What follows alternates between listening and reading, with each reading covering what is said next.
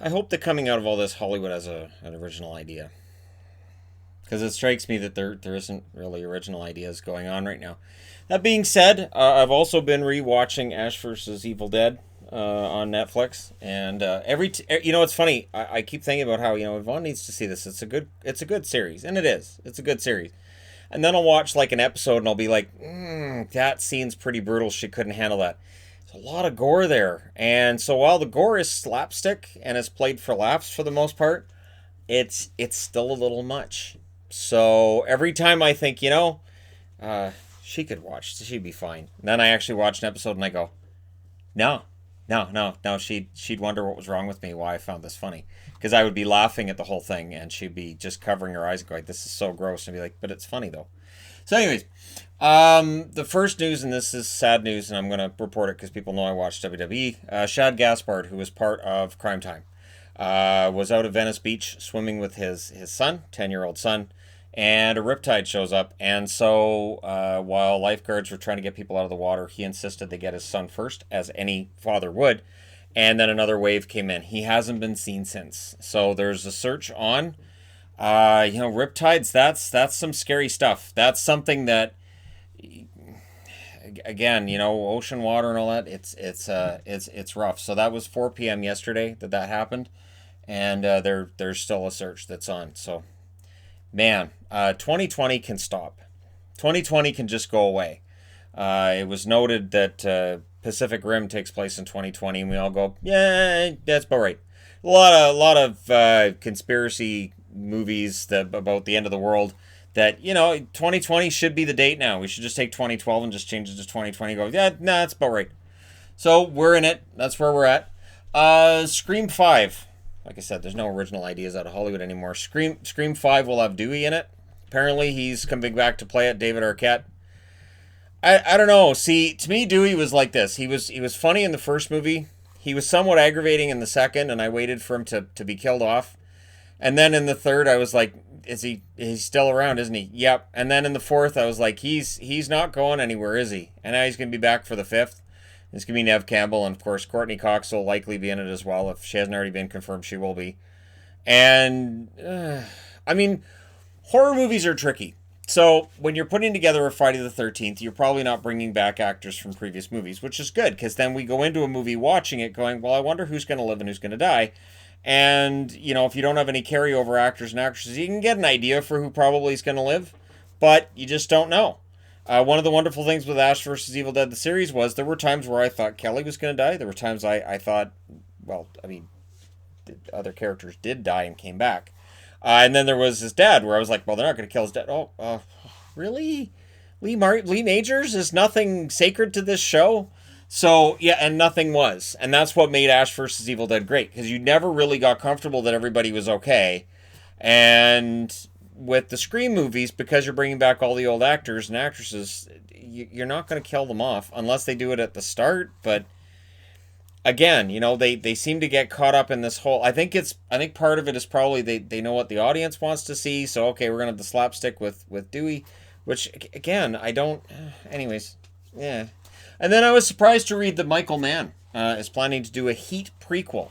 Now Michael Mann writes some of the best atmospheric movies you can imagine. Heat was a great atmospheric movie, even though it didn't make a lot of sense, and it had Robert De Niro, and it had Al Pacino, and it had this great scene where the two of them are together in a diner, and it didn't make a whole lot of sense. But it was really good, and Val Kilmer was great in that movie, and Heat is a lot of fun.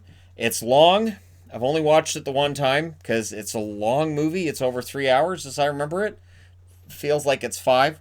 But it has a great atmosphere to it. And yet my favorite Michael Mann movie is one that wasn't even mentioned in the article I was reading on this, which is Manhunter. Before Silence of the Lambs came out, they had Manhunter.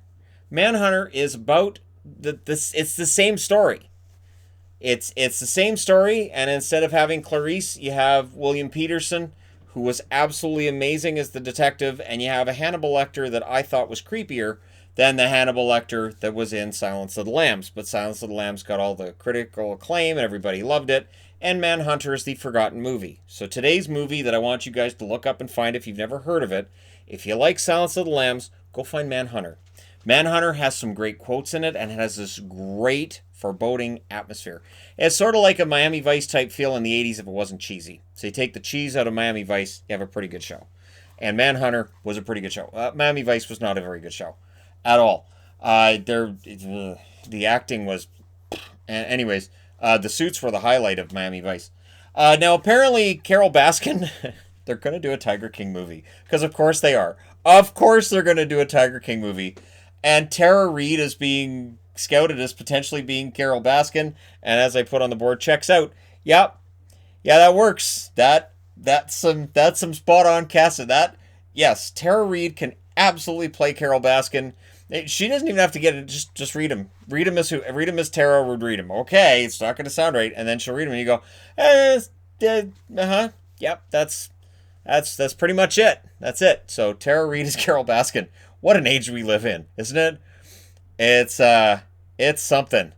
I remember when Tara Reid was considered a more serious actress, that people took her seriously in things, and those days are apparently long gone. I think Sharknado was right where you go, yeah, no, she gave up. That's this. She's realized where her career's gone, and it's kind of too bad because it wasn't always like this. I want to say Varsity Blues, but I mean it goes a long way back with Tara Reid, of course, the American Pie movies and all, and it's kind of a shame because she's not a bad actress. She's not.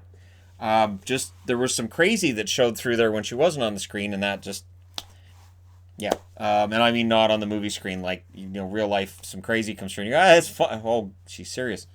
Now speaking of crazy, why is there a third Bill and Ted movie? As much as I enjoyed the first and second, in fact, I think Bill and Ted's Bogus Journey is better than Bill and Ted's Excellent Adventure. I'm gonna honestly go out on a limb and say Bogus Journey was better. It was darker and it did something different. The first movie is fun. It's a lot of fun. And it's a movie that if it's on TV, I'm like, yeah, I could spend an hour and a half watching this. I can do that. But the second one to me is it's just better. I just enjoy it more.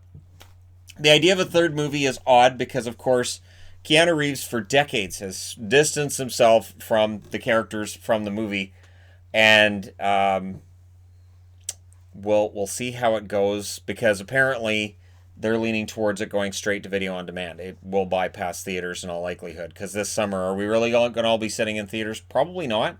So what they decide to put in a theater, considering we're going to be going through this summer where things are kind of sketchy, Bill and Ted could end up going to video on demand. And then the question you ask yourself is, can a movie generate so much with the video on demand system and service and through DVD sales and through rentals that it makes up for a lot of what it loses not being in the theater?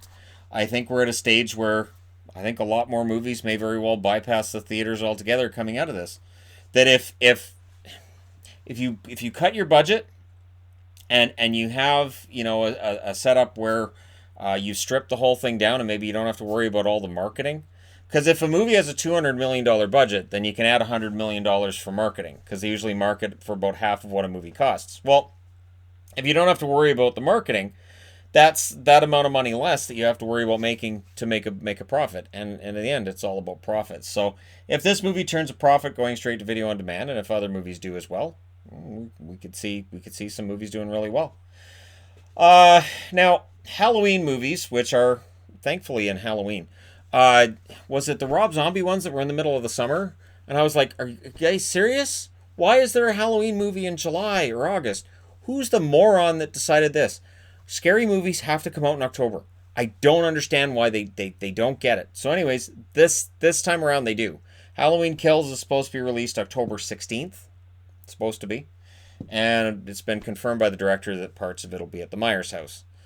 Okay. Now there's dots at the end of that because I don't know.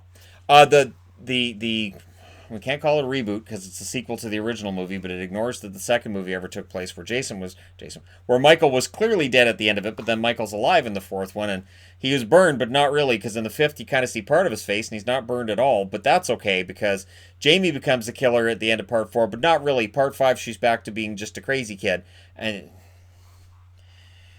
I'm concerned about the sequels for that reason. I really enjoyed the first movie, the original back in 1978. I really enjoyed Halloween 4, which was a reboot. Let's be honest, it was a reboot.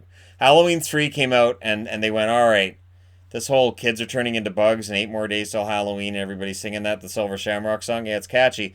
But let's get back to Michael Myers, shall we? So they went back to Michael Myers. I believe that was Mustafa Akkad that decided to go back to Michael Myers. Which, honestly, may not have been the best decision. They were going to have it be like anthologies. Parts 1 and 2 were about Michael Myers, and then after that it was just going to be anthologies. Think like Tales from the Crypt.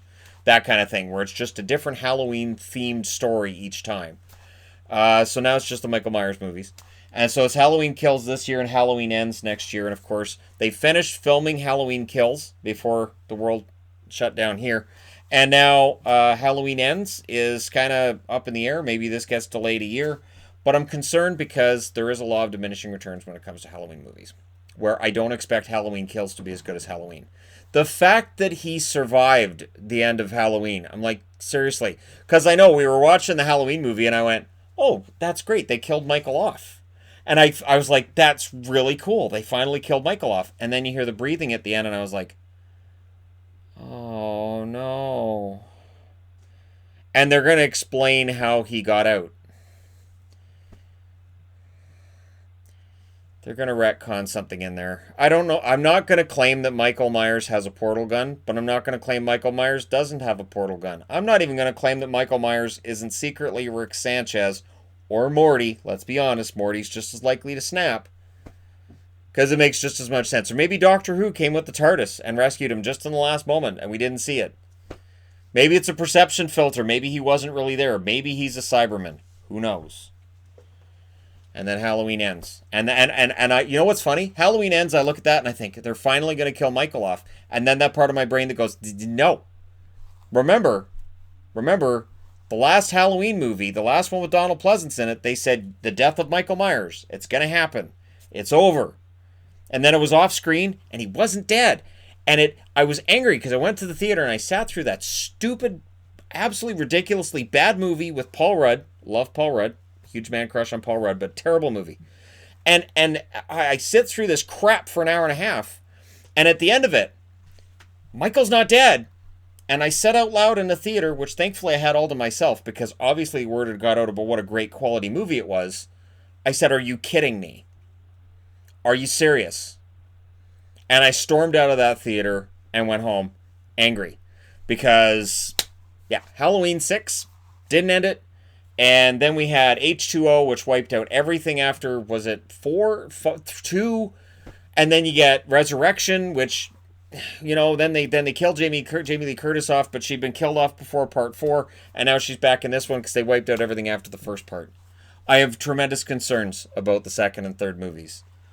We'll see if they're well thought out, or if they fall back into, well, we decided to retcon this in there, so... How did he get out? He had an extra life. You didn't see the part where he grabbed the mushroom during the movie. It's kind of a not well known, but he got the mushroom. You know, Mario, Super Mario Brothers. I'm dating myself, right? You get the 1-up. So he got a 1-up, and then the fire killed him, but then he respawned outside. Maybe it's Fortnite. Maybe the whole movie took place in Fortnite. I don't know. I don't know. He was dead. I hate watching movies where I'm like, and they're dead, and then all of a sudden, no, they're not. It's like, and it happens with horror movies all the time, where I'm like, wait a minute, they wrote it that clearly the character was dead, and now they're not. And it could be a good guy too. Sometimes there's like a hero that shows up out of nowhere, and I'm like, no, they're dead. They were impaled. They were dead. There's no way they survived that. And then in other movies, one thing I noticed looking back at old Friday the 13th movies, watching them with Yvonne, is we've pointed out all of the kills that really shouldn't have been mortal wounds, like when somebody gets stabbed in the gut and they just, and they're dead. And watching it, now I'm like, well, that wouldn't have killed them that fast. That's ridiculous. That's not a mortal wound in 2 seconds. That's just, or just something really minor. It might even go off to the side. And you're like, well, I could have missed all the organs altogether. And then they drop and they're dead. And it's like, oh, okay, sure. I guess. I mean, I don't like the torture movies like, some of the really nasty ones. I'm just saying some of these wounds they die really easy. So maybe they're just playing dead. So I picture like they oh, that really hurt. He's Jason. Okay, play dead. And then as soon as Jason's gone, they get up and run away. So that'd be a good movie in and of itself, wouldn't it? You could just call it Friday the 13th, Jason misses all of them. and just it's a bunch of people who are wounded and they get away, and then Jason gets arrested at the end of the movie. How much fun would that be? Jason gets arrested. It would be Jason in prison. And I better not give them ideas, right? Oh, never mind. It's all caught in litigation. It's all in court. Hate horror movies now. All right. Let me know your thoughts in the comment section below. Don't forget to hit like and subscribe if you're browsing your way through. You just happen upon this video. And hey, the old man yells at cloud moments you get in these videos. You're welcome. And they're all free of charge. Thanks again for watching. I'll talk to you again soon.